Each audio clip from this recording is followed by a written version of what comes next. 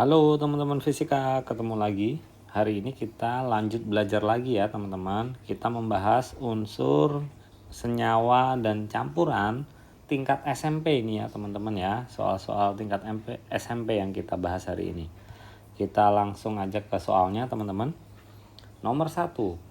Suatu zat yang tidak dapat diuraikan lagi menjadi zat-zat yang lebih sederhana dengan reaksi kimia dinamakan apa yuk teman-teman yuk? Senyawa bukan, karena senyawa terdiri dari 2 unsur atau lebih. Atom bukan juga. Unsur ya jawabannya ya teman-teman.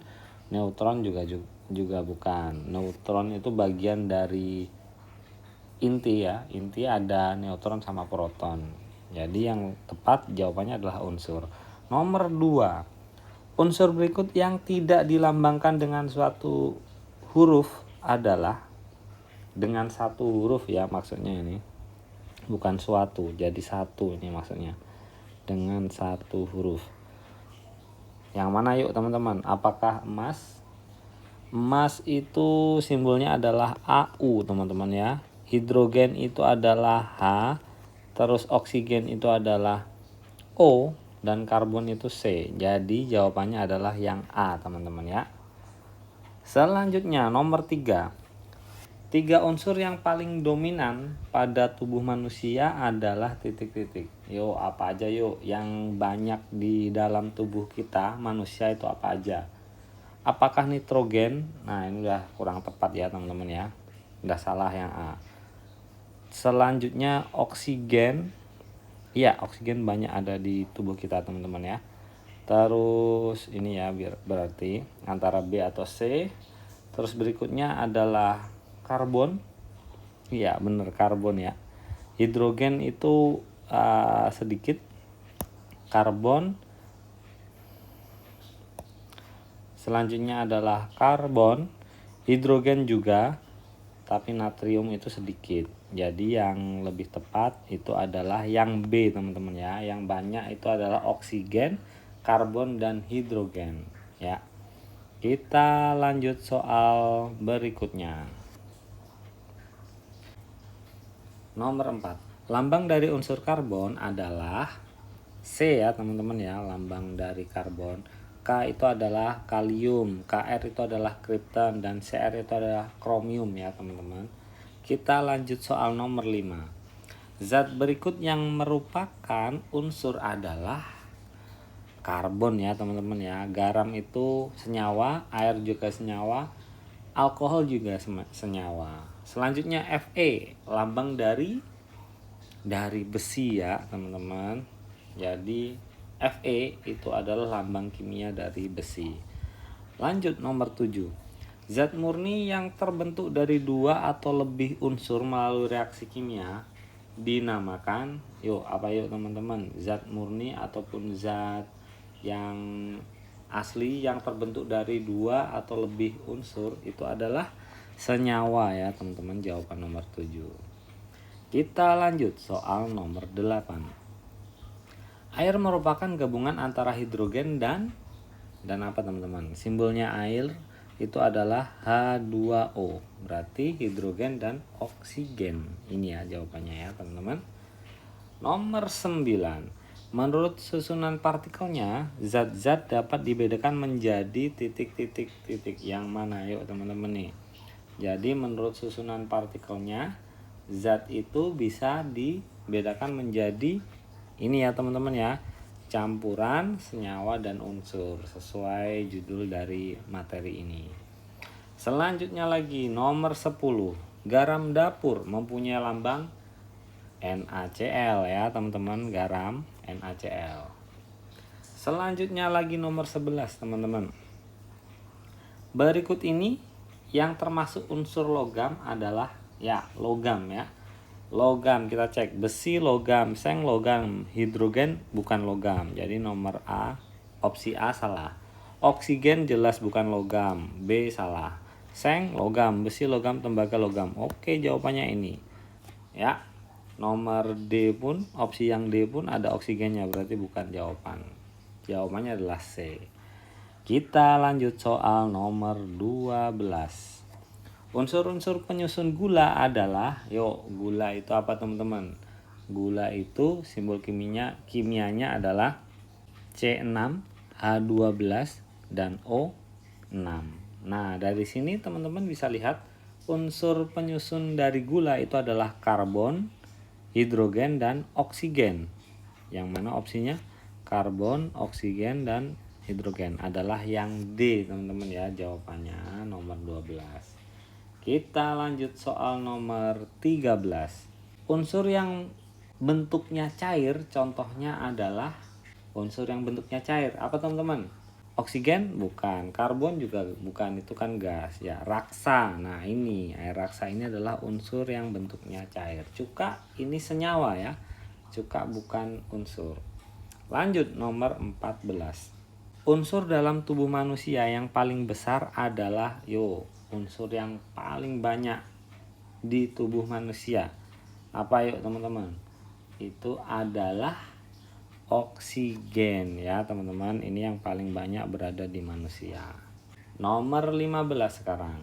Di bawah ini yang tidak termasuk senyawa adalah jelas besi ya teman-teman. Besi yang simbolnya Fe tadi ya, itu adalah unsur bukan senyawa. Urea, natrium klorida, karbon dioksida itu semuanya adalah senyawa. Ya, ini tadi Fe ya, simbol dari unsur besi. Lanjut, nomor 16. Asam klorida adalah salah satu contoh senyawa yang dimanfaatkan untuk apa teman-teman? Yuk. Apakah pemanis makanan? Bukan. Obat mah bukan. Dipakainya adalah untuk pembersih lantai teman-teman. Asam klorida itu banyak dipakai untuk pembersih lantai. Bahan bangunan juga bukan. Lanjut nomor 17 teman-teman. Stainless steel ataupun baja ini ya, merupakan benda yang terbentuk dengan penyusunan logam berupa titik-titik. Yuk. Jadi baja itu tersusun dari apa? Ada yang tahu? Itu tersusun dari besi, krom, dan nikel teman-teman. Jadi jawabannya adalah yang C ya. Lanjut nomor 18. Berikut ini yang tidak termasuk sifat dari senyawa adalah, kita cek yuk, tersusun dari 2 jenis unsur atau lebih secara kimia. Ini sifat dari senyawa, jadi bukan itu jawabannya ya. Yang ditanyakan yang tidak termasuk sifat dari senyawa ya yang ditanyakan. A bukan jawaban. B dapat diuraikan menjadi unsur-unsur penyusunnya dengan reaksi kimia biasa. Jadi ini juga sifat dari senyawa, jadi bukan itu jawabannya. Yang C tersusun dari satu jenis atom, ya jelas bukan. Senyawa itu tersusun dari 2 jenis atom atau lebih ya. Jadi ini opsinya yang benar.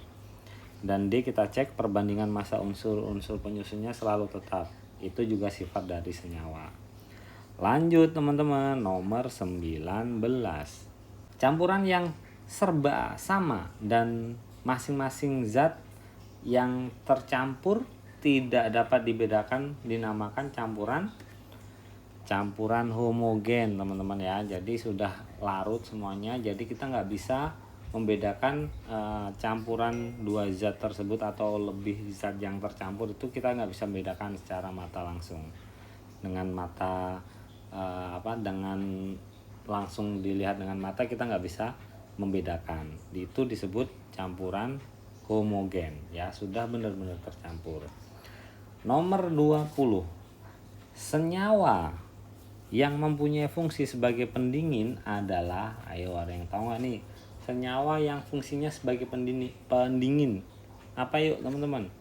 Itu adalah amonia ya teman-teman. Walaupun ini baunya nggak sedap, tapi itu salah satu fungsinya adalah sebagai pendingin ya. Lanjut nomor 21.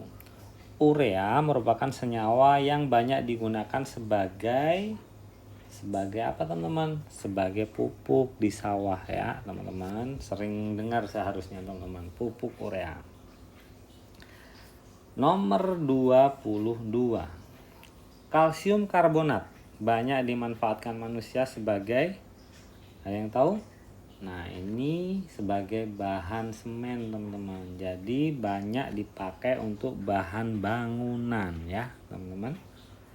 Kita lanjutkan soal nomor 23. Logam adalah contoh campuran homogen yang berwujud titik-titik. Logam itu pastinya padat ya teman-teman. Itu nomor 23. Nomor 24. Emas, perak, tembaga adalah contoh logam yang banyak dimanfaatkan manusia sebagai emas, perak, tembaga sebagai perhiasan ya teman-teman. Itu emas mahal juga kan harganya sehingga jadi perhiasan. Aluminium diperoleh dari titik-titik. Dari mana teman-teman? Dari biji bauksit ya. Ini adalah cikal bakal aluminium itu dari biji bauksit ya. Next, nomor 26. Asam sulfat. Ya, asam sulfat merupakan senyawa yang banyak dimanfaatkan manusia untuk apa teman-teman?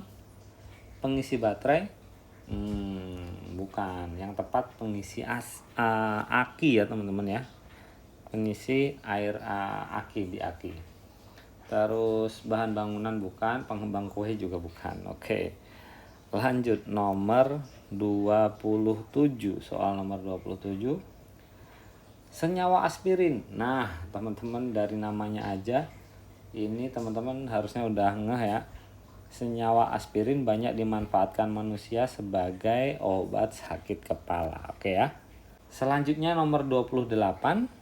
Contoh wujud unsur yang berupa gas adalah, ini juga harusnya teman-teman familiar ya. Itu adalah oksigen ya, teman-teman. Bentuknya gas. Kita bernapas pakai oksigen juga. Nomor 29. Di antara zat berikut yang tergolong campuran adalah emas itu adalah unsur. Yang campuran itu adalah perunggu ya, teman-teman. Perunggu. Ya, perak sama platina juga dia itu bukan campuran, ya. Selanjutnya nomor 30. Unsur kalsium banyak ditemukan dalam kalsium. Yuk, teman-teman, ada di mana? Banyak di batu kapur teman-teman ya. Di batu kapur itu banyak unsur kalsium. Oke, 30 nomor sudah kita kerjakan. Untuk part pertama ini sepertinya cukup. Semoga teman-teman makin paham dan sampai ketemu lagi. Thank you teman-teman.